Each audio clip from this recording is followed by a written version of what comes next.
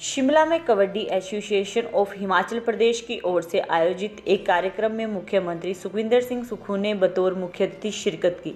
इस कार्यक्रम में मुख्यमंत्री ने एशियाई खेलों में देश के 7 प्रदेश का नाम चमकाने वाले खिलाड़ियों को सम्मानित किया। मुख्यमंत्री सुखविंदर सिंह सुक्खू ने कहा कि सरकार प्रदेश की खेल नीति में बदलाव के बारे में विचार कर रही है। उन्होंने कहा कि वे खिलाड़ियों की भावनाओं को समझते हैं। हर बात कहकर पूरी नहीं होती, बल्कि कुछ करके भी पूरी होती है। उन्होंने कहा कि खिलाड़ियों की जो भावनाएं हैं उन्हें सरकार ध्यान में रखकर जल्द पूरा करेंगी। मुख्यमंत्री सुखविंदर सिंह सुक्खू ने इन खिलाड़ियों की मांगें जल्द पूरा करने के संकेत दिए हैं। मुख्यमंत्री ने इन खिलाड़ियों को देश विदेश का नाम चमकाने के लिए शुभकामनाएं भी दी।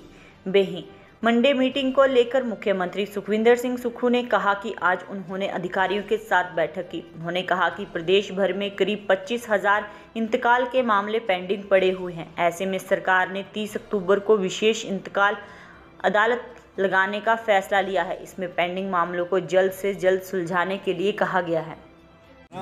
आज कबड्डी एसोसिएशन के द्वारा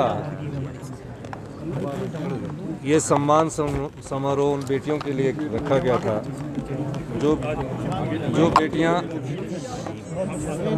एशिया में हमारा परचम लहराया, देश का परचम लहराया, हिमाचल का परचम लहराया।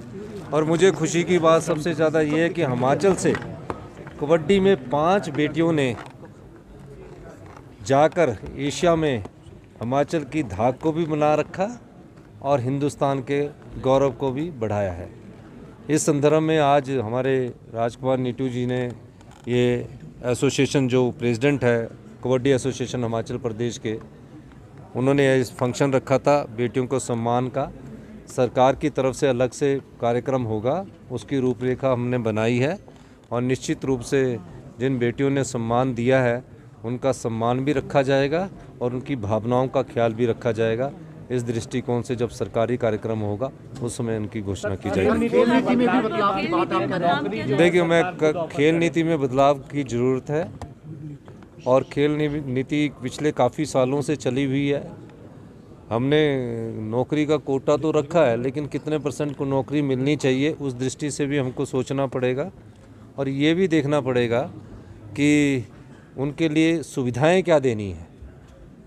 बेटी अपने दम पर तो काम कर सकता है, पुरुष भी अपने दम पर काम कर रही है, अपनी मेहनत से कर रही है, लेकिन अगर हम उनको और अच्छी सुविधाएं दें तो वो आगे आ सकती है।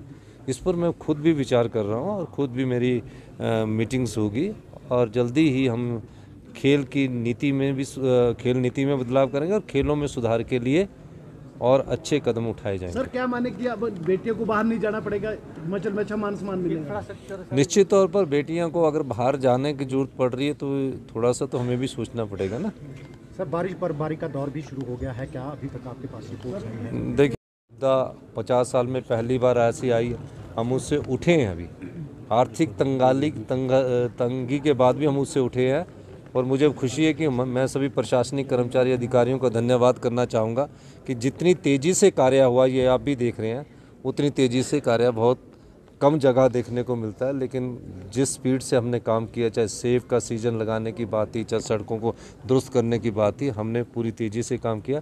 और आज जो बारिश हुई है रेगुलर बारिश है, इससे कोई ज़्यादा फर्क पड़ने वाला है। हाँ, मंडे मीटिंग में आज मैंने सभी अधिकारियों की मंडे को मीटिंग लेता हूँ सुबह 11 बजे से। वैसे मैंने इस कार्यक्रम में 11 बजे आना था, लेकिन मंडे मीटिंग का मुझे पता नहीं था।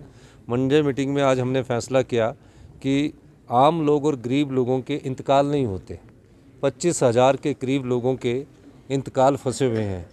तो हमने ये फैसला किया कि इसके लिए जो गांव में रहने वाले लोगों की रजिस्ट्री होगी, इंतकाल नहीं हुआ, शहर में रहने वालों की रजिस्ट्री होगी, इंतकाल नहीं हुआ, और 25,000 इंतकाल क्यों रुके हुए हैं जब उन्होंने ज़मीन के पैसे दे दिए।